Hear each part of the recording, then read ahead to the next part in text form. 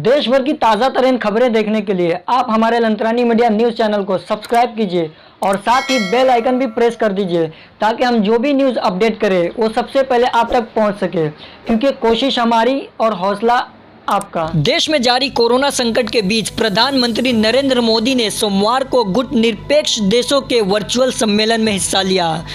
प्रधानमंत्री मोदी ने इस दौरान पाकिस्तान पर परोक्ष रूप से हमला बोला। उन्होंने कहा कि हम कोविड-19 संकट से जूझ रहे हैं, ऐसे में भी कुछ लोग आतंकवाद, फर्जी खबरें और छेड़छाड़ करके बनाए गए वीडियो जैसे दूसरे घातक वायरस फैलाने में लगे हुए हैं। पीएम मोदी ने कहा कि कोरोना वायरस संकट ने विश्व को वर्तमान अंतर्राष्ट्रीय प्रणाली की सीमाओं से परिचित करा दिया है। उन्होंने कहा कि आज पारदर्शिता, समानता और मानवता पर आधारित वैश्वीकरण की एक नई व्यवस्था की आवश्यकता है। प्रधानमंत्री ने कहा कि मानवता पिछले कई दशकों से सबसे बड़े संकट से गुजर रही है और गुटनिरपेक्ष आंदोलन के सदस्य देश वैश्विक एकजुटता को प्रोत्साहित करने में सहायता कर सकते हैं, क्योंकि वे विश्व की सबसे नैतिक आवाज़ है। उन्होंने कहा इस भूमिका को निभाने के लिए गुटनिरपेक्ष देशों को समावेशी रहना होगा। किसी देश का नाम लिए बिना मोदी ने कहा, आज जहां विश्व कोविड-19 से मुकाबला कर रहा है, वहीं कुछ लोग दूसरे तरह के घातक वायरस फैलाने में लगे हुए हैं, जैसे कि आतंकवाद, जैसे कि फर्जी खबरें और समुदायों और देशों को बांटने वाले छेड़छाड़ कर तैयार किए गए वीडियो।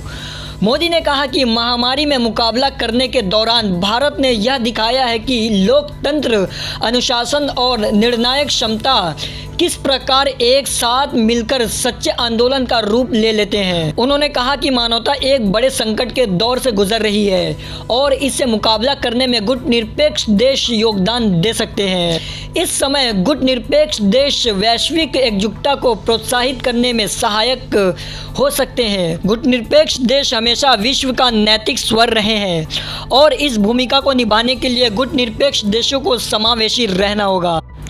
प्रधानमंत्री ने कहा कि कोविड-19 के संकट को देखते हुए घरेलू ज़रूरतों के बावजूद भारत ने करीब 120 देशों को दवा की आपूर्ति की, जिनमें 59 गुटनिरपेक्ष देश शामिल हैं।